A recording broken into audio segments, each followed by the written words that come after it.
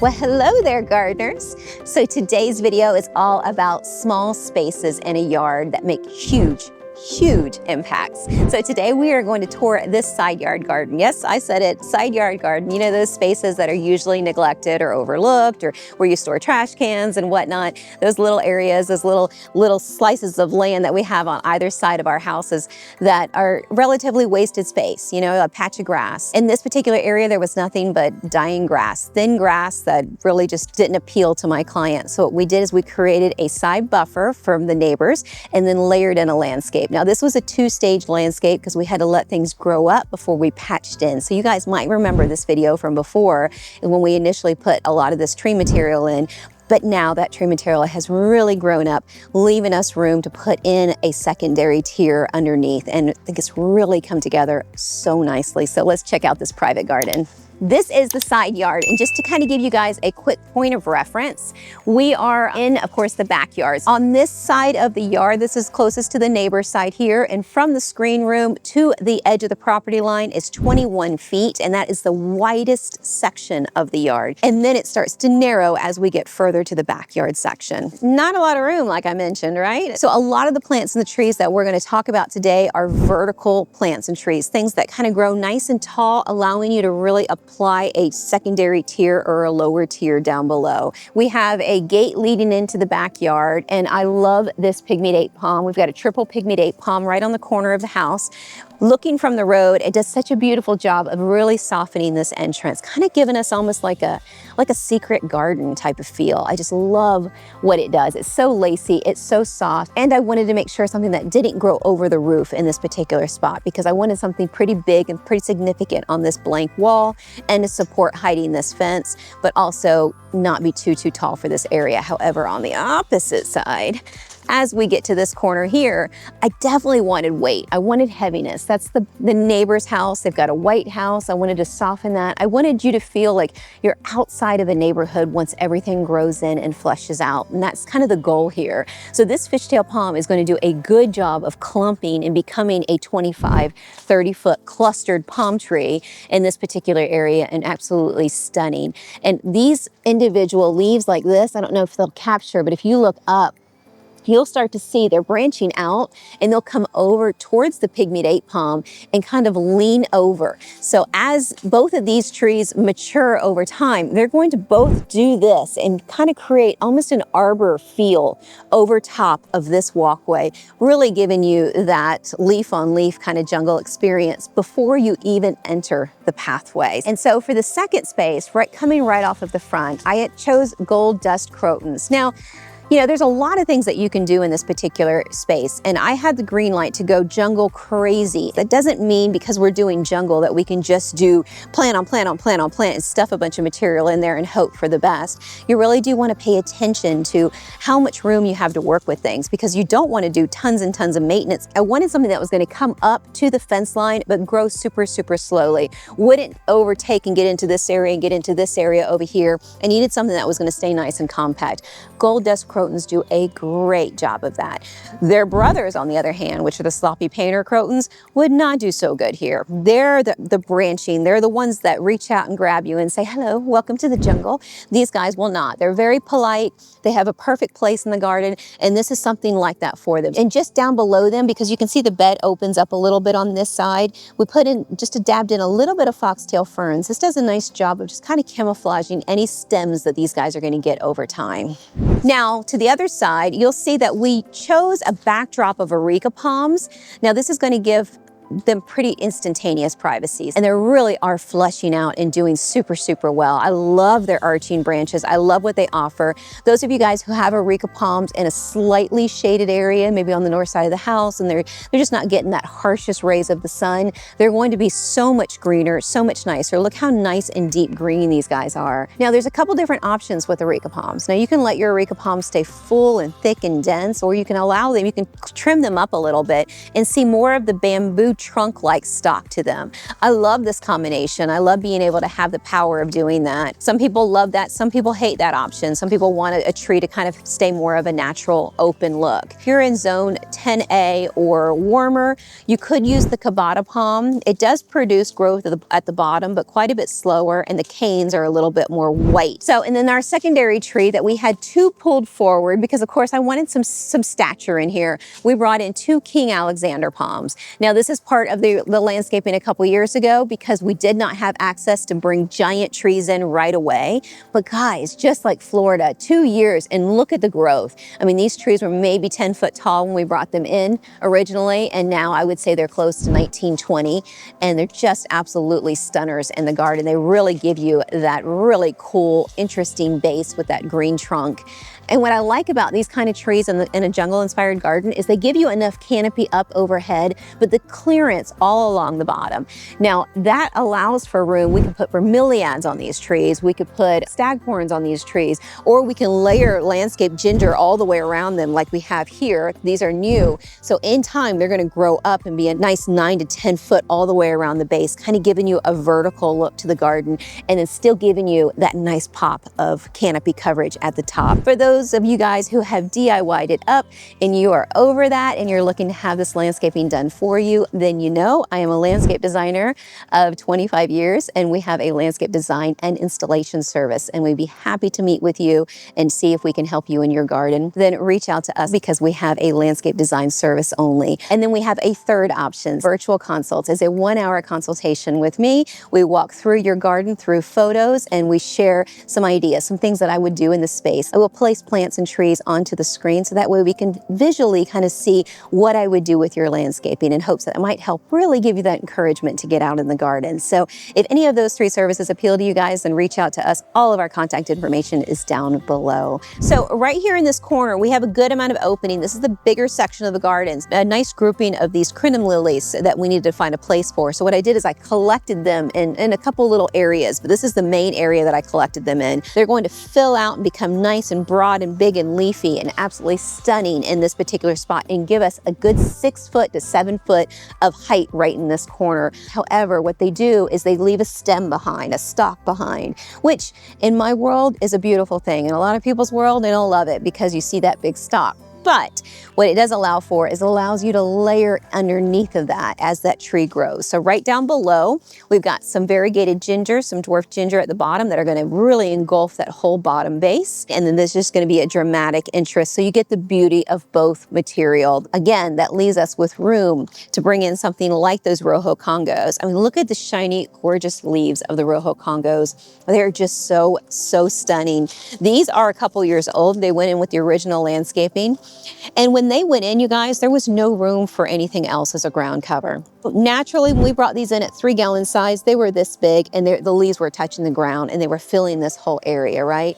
Now that they've gone upright and kind of cascaded over, so it allow us to bring in these aglaonemas. These are Silver Bay aglaonemas. These grow super, super slow. It will take a very long time to get any stemming at all.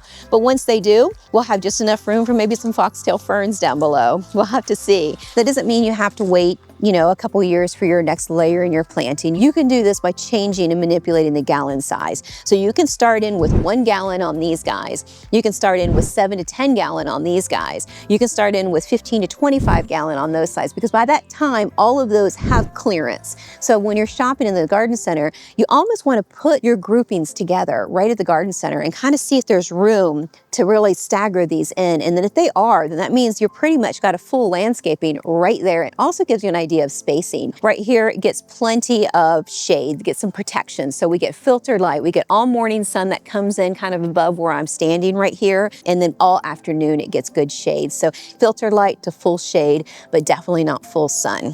Having a little touch of boulders or small rocks in the garden, I think really add a little bit of an element change and make it more interesting. And I think they do so well around things like agaves, bromeliads, foxtail ferns. That's kind of how I use little boulders. Now you guys notice that this Imperialis bromeliad versus some of the other ones that you've seen in gardens, this one has more green, less purple, and that's because it's in a shady environment. If it were in a full sun environment, because they can handle full sun, It would have more purple, less green. And all you have to do with these guys, they hold the water in the cups from above. So you want to just kind of spray them out every couple weeks. So that way water doesn't collect. If you let that sit for months and months and months, it's going to get yucky. So, because it takes a while for that water to drain or evaporate, especially in this kind of shady environment. And as we move on, I love this grouping of crotons right here, because as you guys know, when you're in a shade-inspired garden, you're going to have a difficult time finding material that has enough color to make enough impact in that space. So this is 3 magnificent crotons. These were 7-gallon size, so they're a nice size when we put them in, and they're just opening up, and they're going to completely encompass the bottom of this pagoda plant. So this pagoda plant was just cut back for the season. It was nice and tall, around 5-6 foot tall, and it blooms a gorgeous orange flower. And it's going to naturally lean towards this way because it's going to search for the sun, which is what's going to make it such an interesting focal point. During the summer months, all you see is a blast of orange kind of looking from the gate. Oh, talk about your secret garden entrances. As beautiful as they are, you have to really like them because they will produce pups. They're runners. So you'll have this plant here, and then it'll produce a pup maybe over here or over here. So you'll have to kind of keep on top of it. Now, speaking of color and blooms, look at that ground orchid. I mean, it's got quite the haircut from the rabbit, but it's blooming in spite of all that. If you guys have a shady spot in your garden, ground orchids are ideal, unless you have rabbits. I've got clusters of them, and I love this long shoot. Some of the shoots are come out to be this big, and they're just stunning, and you can just see a mass of them. So we have this giant Borneo alocasia. This guy is stunning. He is really branching out to really find his own, and he is providing a pup in the background, so we can find another spot in the garden for him. But oh my goodness, I just think this just is such a healthy, gorgeous look to this trunk base here. Every star needs a base. This area back here, as you guys can imagine, does not get much light. So quarter lines are gonna offer you that bit. This is called diamond quarter line, and this right here is bolero. And these guys do need the shade, but what a nice pop of bright, soft color they offer. Those pinks are just gorgeous. They're really gonna take off. The diamonds, you always want the diamonds to go to the back. They're gonna grow faster and wider. Those are a wider one. The boleros are petite. They're kind of a big leaf, but they really kind of stay to their own. They make the perfect neighbors. They can really fit into tight spots. So don't be afraid to use the boleros in little areas, but make sure you use the pink diamonds in the bigger, more open areas, because that's what they want to do. Those guys are going to be 6 to 8 foot tall in no time. And then, of course, you have the antilus in the back. Now, the antilus are naturally more vertical, more upright. You're going to see from them is that top dark leafing, giving you a nice blast of a dark tone as the backdrop. So on either side of the centerpiece here, we have 2 of the Silver Bay Aglaonemas. I just think they're stunning. They offer bright spots, big leaves. And then right to the front of the centerpiece, we have 5 of the Marias, and they're more of a petite aglaonema. You can see the leaves are smaller, they grow slower, and they kind of stay more compact and low for a much longer period of time. So I think this combination is really going to always tier very nicely. Finished it off with a silver odorata bromeliad. Now you'll notice in the sun, this will have more silver tone to it. In the shade, it'll have more green tone to it. And then a couple diced in boulders here and there. We've centered everything around the alocasia, and then we've kind of curved a bed. So we have a kind of a nice halo all the way around it, making it known that this is the centerpiece. This is definitely my style of gardening. And as we move through the garden, I kind of wanted to mention this walkway. A lot of times people will want a walkway like right along the house and then do a big heavy planting. And that's perfectly fine, especially if you don't have a lot of room. If you've got less than 9 feet, that's the way to do it. Do a 2.5 foot walkway along the side of the house and then do your layered landscaping. But if you've got room, if you've got about 20 foot to work with, that leaves you room on both sides and maybe doing a 2 or 3 foot wide walkway. It changes the whole feel of the space. If this was just a garden and then this was just mulch, it would look lovely, but having a pathway, having a nice established pathway gives you that secret garden feel. You want to set your landscaping up, make sure you're really happy with your layers, your spacing. You kind of want all that in place and then set your walkway where it's going to fit into that particular space. And anytime you have growth on both sides, if you can kind of have it just canopy over top of you like this guy is doing for me here and this guy is doing for me there. That really gives you that feel of like being on vacation. There's nothing better than to look above you and just see a crowning, a connection of leaves and fronds. I just think that really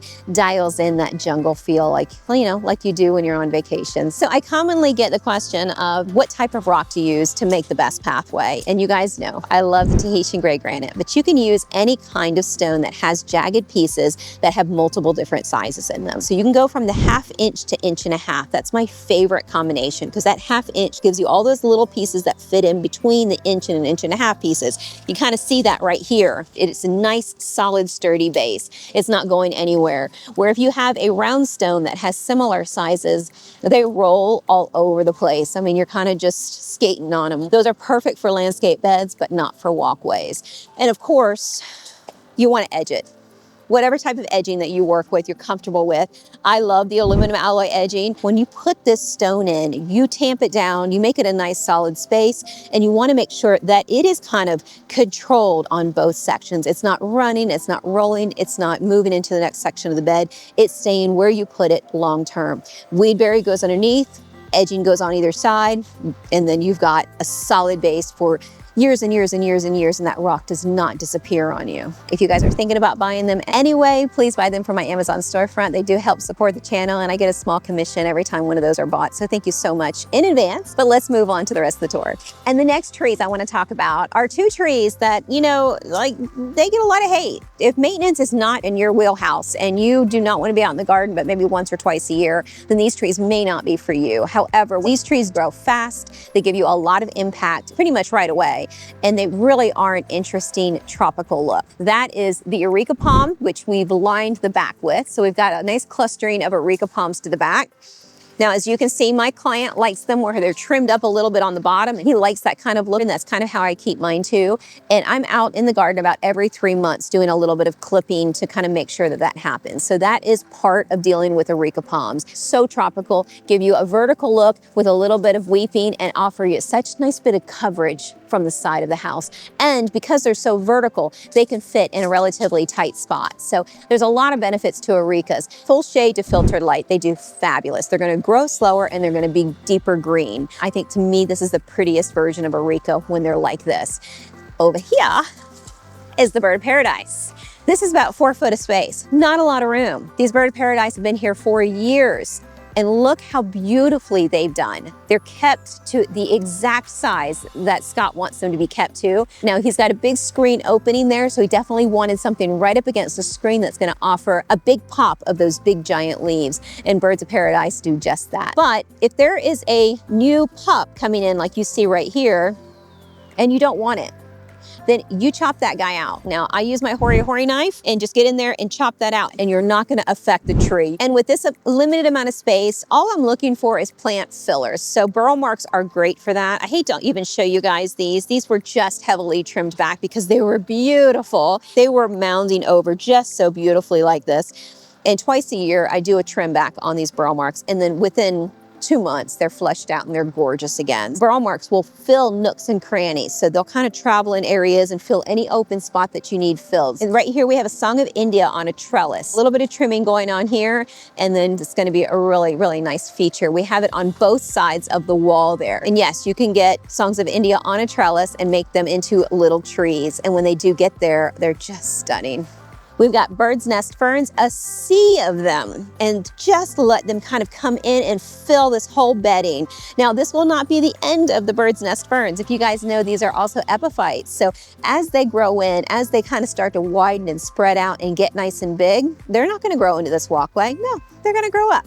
They're gonna go up those trees, kind of attach to the tree lines and work their way up. So as we make this corner, we had a little bit of room, so I clustered in a nice tight grouping of anti-lus, kind of giving us a little barrier. Y'all know that I like when you're walking down a pathway having some interruption, whether it's fronds like these or big leaves like the alocasias. Something's blocking you, you kind of have to walk around, or you kind of have to look over and see what's going on behind that. And that's exactly what these guys are doing now, but in time, they're gonna search for the sun. So anytime you plant something that you want to kind of lean, put in a little bit of the shade and then tilt it just a tiny bit. and it will find the sun. So it's naturally going to come out and do this really over time. And as this does this, and this does this, well, you guys get it, right? It'll be charming.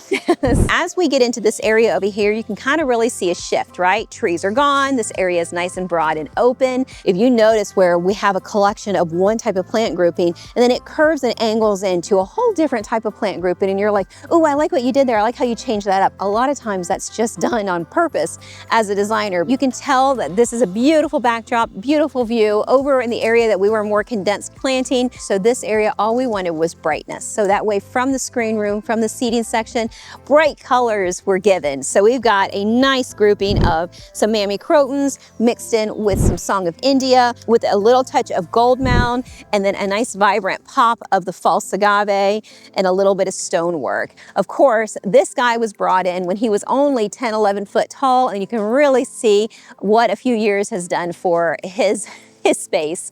And now that he's gotten some size to him, we were able to bring in some Brazilian red cloaks. Now this is winter, this is not their season, and they were newly planted. So these guys are gonna need some time to fluff out and fill out. If you guys have a young tree that's a triple like this or a double trunk like this, and it's still fairly young and pliable, putting something big in that center will push those limbs out, really broad branching and whatnot. You can really take a pretty much of a straight tree and really open it up by doing that. Okay, then we have the other side here with some foxtail ferns, nice and low, something easily they can see to the rest of the backyard garden.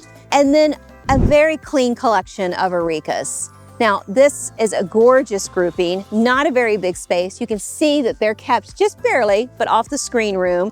Nice vertical clumps. When you're trying to do a collection, a solid wall of these guys, you want to keep them or plant them in at 5 foot on center, and then a couple foot off the wall because they are going to clump. They are going to, you know, work their way a little bit wider. Of course, a nice, gorgeous size after they've matured over the last few years.